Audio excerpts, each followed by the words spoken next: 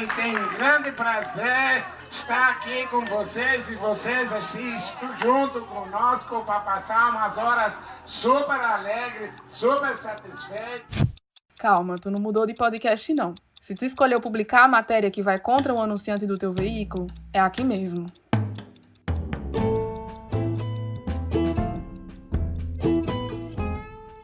Isso que tu ouviu é um trechinho do podcast Caso K, da Agência Pública. E a voz ali é a do Samuel Klein, o fundador das Casas Bahia, conhecido como o Rei do Varejo. Ele teria mantido durante décadas um esquema de aliciamento e exploração sexual de crianças e adolescentes. Um caso que passou batido na imprensa durante muitos anos. E por que será? Vai lá que Rodrigo chamou um dos autores dessa investigação para conversar contigo sobre essa escolha corajosa de publicar uma matéria, mesmo sabendo que ela tem um impacto no anunciante. Pode ir, tô te esperando aqui. E aí, tudo bem? Aqui na série Escolha, você já notou que muitas vezes a gente joga no teu colo uma pergunta hipotética, né? Não é de uma situação real. Então, quando você decidiu publicar uma matéria, mesmo sabendo que ela vai contra um anunciante do teu veículo, eu não sei se você pensou em alguma coisa do tamanho do Caso K, que é um gigante do varejo que sempre despejou milhões em anúncios na mídia, e o fundador da empresa estava envolvido numa denúncia de aliciamento e exploração sexual de crianças e adolescentes. Uma história de poder, dinheiro e impunidade. E a primeira coisa que ele perguntou para mim se eu era virgem. Após 4 anos de investigação, revelamos agora os detalhes de um esquema de exploração e abusos que foi silenciado por décadas. Era aquele negócio, você não tem uma amiguinha? Traz uma amiguinha diferente que eu te dou um presentinho. Um silêncio que envolveu a justiça brasileira e a imprensa. Falou, nós não podemos fazer, a matéria é boa, mas não podemos fazer o que se quer por causa da propaganda da Casa Bahia. Mas não importa se foi isso exatamente que você pensou, é esse tipo de reflexão que a gente quer incentivar aqui. Seja num caso grande como esse, seja num caso menor, a questão é, vale o interesse público ou vale evitar um impacto financeiro com a possível saída de um anunciante? Para conversar contigo sobre esse assunto, eu chamei aqui o Thiago Domenici, da Agência Pública. Ele é um dos autores das reportagens sobre o Samuel Klein e um dos apresentadores do podcast Caso K, a história oculta do fundador da Casas Bahia. Ele apresenta ao lado da Clarissa Levi e da Mariama Corrêa. As duas já passaram aqui pelo Vida, aliás. Então presta bem atenção no que o Thiago vai te falar. Bom, você escolheu publicar a matéria mesmo sabendo que ela vai contra o anunciante. Então vamos refletir um pouco aqui sobre essa sua escolha. Eu vou citar 3 pontos centrais, existem outros, claro.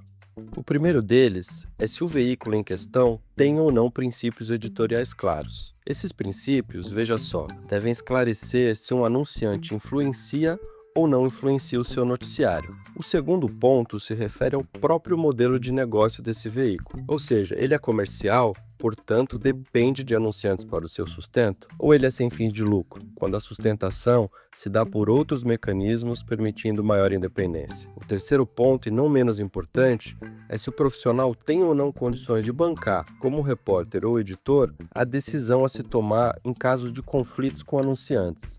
Muitas vezes, quem toma essa decisão não é nem o repórter e nem o editor, mas a chefia, a direção ou o próprio dono do veículo.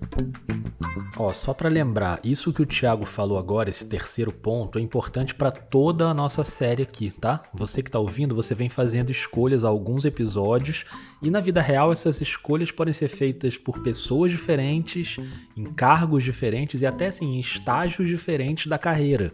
A gente começou com estudante lá atrás, lembra do TCC na faculdade? Agora a gente já está numa decisão que pode ser do proprietário ou proprietária do veículo. Então aqui a gente está se colocando no lugar dessas pessoas para fazer essas escolhas. Vamos voltar para ouvir a opinião do Thiago Domenici. Na minha opinião, o jornalismo em sua essência, e não importa aqui o modelo de negócio, deveria ser sempre independente de grupos econômicos e se fazer perceber dessa maneira e com transparência ao seu público. Uma transparência em que o critério e o valor notícia deveriam ser iguais para anunciantes e não anunciantes. A isso a gente chama de isenção e respeito ao interesse público. Por isso, a sua escolha aqui é pelo custe o que custar, o que me alegra muito. Só que isso, infelizmente, não aconteceu no caso K, a história oculta do fundador da Casas Bahia, quando por décadas a imprensa brasileira não contou sobre os crimes sexuais de Samuel Klein, o fundador da rede. E um dos motivos é que a Casas Bahia sempre foi um dos maiores anunciantes da imprensa nacional. Eu falei com repórteres, editores e outras fontes que me confirmaram não poder noticiar o caso justamente por esse motivo. A publicidade da rede varejista era mais fundamental ao veículo do que o interesse público de um escândalo empresarial sem precedentes. Obrigado, Thiago. Obrigado demais. Parabéns pelas reportagens na Pública, parabéns pelo podcast. Você que está aí escutando e fez essa escolha, se você ainda não ouviu o Caso K, procura aí para ouvir, por favor. Trabalho impecável da agência pública. E se você escolheu seguir nesse caminho de trabalhar numa grande redação, esse é o tipo de dilema que pode aparecer. Flávia, bora trocar uma ideia aqui sobre grandes redações? Medo. Não, fica tranquila, fica tranquila. Eu trabalhei em grandes redações por mais de 20 anos, né? E tem várias vantagens aí. A Nayara Felizardo falou sobre isso, né? Lá no começo da série, lembra? Não é uma regra, mas geralmente numa grande redação você tem mais estrutura, você tem mais verba para fazer viagem, para investir em coberturas. Isso na teoria, claro, né? Porque tem redação grande aí hoje em dia que não tem dinheiro para nada, mas enfim, no geral. Mas tem as questões também do interesse econômico, da dependência dos anunciantes, que é esse tema que a gente está conversando aqui. Então, no dia a dia, não é nem esse glamour todo que muita gente vende e nem esse inferno o tempo todo, como se tivesse um robô gigante numa sala dando as ordens, as decisões, te censurando, te controlando. Então, às vezes, numa grande redação dá para fazer coisas de maneira local ali na sua editoria, nem toda decisão precisa ser aprovada pelos acionistas. Só que é claro que os acionistas, os donos, né, os chefes executivos, também ditam algumas regras. Então, Flávia, bora para uma escolha que tem... Acho que ela é feita por quem tem a caneta na mão. Aliás, você se vê como uma executiva de um veículo um dia? Posso ser pretensiosa? Óbvio que pode, óbvio que pode. Você tá pronta para chefiar uma redação? Pronta é uma palavra muito forte, mas eu me vejo sim, eu não vou mentir pra você. Olha, gostei. Eu acho que eu tenho algumas qualidades de liderança que precisam ser aprimoradas, claro, e o tempo vai me dar. Mas eu acho que seria uma coisa que eu me veria super fazendo, eu não vou mentir pra você não. Gostei dessa resposta. Então depois você faz o seguinte, você pega o seu celular, e esse aí que você tá usando pra gravar dentro do guarda-roupa, e aí você entra nesse episódio que a gente tá agora e faz essa escolha, porque essa é uma escolha de executiva. Tá. Mas por enquanto, vamos deixar quem tá ouvindo fazer a escolha. Então bora tentar pensar com a cabeça de quem toma as decisões importantes numa grande redação. Imagina que você está montando o time de colunistas do seu veículo. Você vai montando um quadro ali diverso de colunistas de várias áreas, se baseando na qualidade, nos critérios de diversidade, nos valores democráticos, na linha do que diz o Código de Ética, né? Bora ouvir esse trechinho aí na voz da Eduarda Santos. Capítulo 2, artigo 6º. É dever do jornalista defender os princípios constitucionais e legais, base do Estado Democrático de Direito. Pronto, tudo dentro do Estado Democrático de Direito. Só que aí, o acionista, e eu tô falando o acionista, porque provavelmente ele é um homem, ele é branco, ele é muito rico, o acionista começa a forçar uma barra para você incluir alguns colunistas específicos. Ele argumenta que o veículo precisa abrir espaço para opiniões diferentes, que isso é liberdade de expressão, e aí começa a sugerir alguns nomes. Aí já viu, né? Um nome é uma pessoa com ideias próximas da extrema-direita, o outro já deu declarações racistas, o outro tem uma postura homofóbica, o outro é contra a vacina, o outro já defendeu a ditadura, e é aí que vai entrar a sua escolha.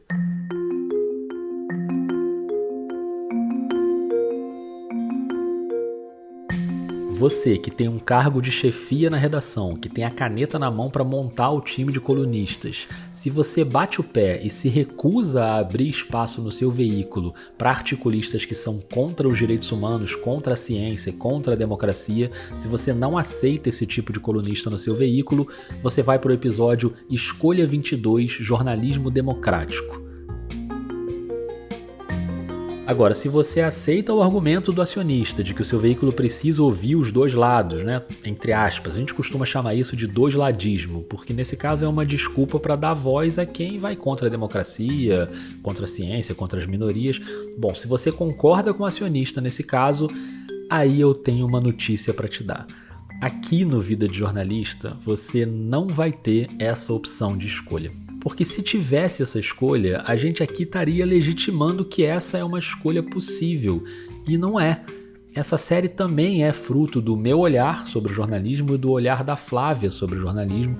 Então, Flávia, você está de acordo que não dá para abrir essa possibilidade de uma escolha antidemocrática ali para montar o time de colunistas? Absolutamente, Rodrigo. Então pronto, você que está escutando, mesmo se você acha que devia abrir espaço no seu veículo para colunistas desse tipo, eu te convido a ir lá para o episódio Escolha 22, Jornalismo Democrático, para a gente refletir juntos sobre esse assunto e vai ter uma convidada muito especial para conversar com a gente sobre isso. Beleza? Vamos nessa, Flávia? Bora lá! Então vambora, todo mundo junto pro episódio Escolha 22. Pode ir.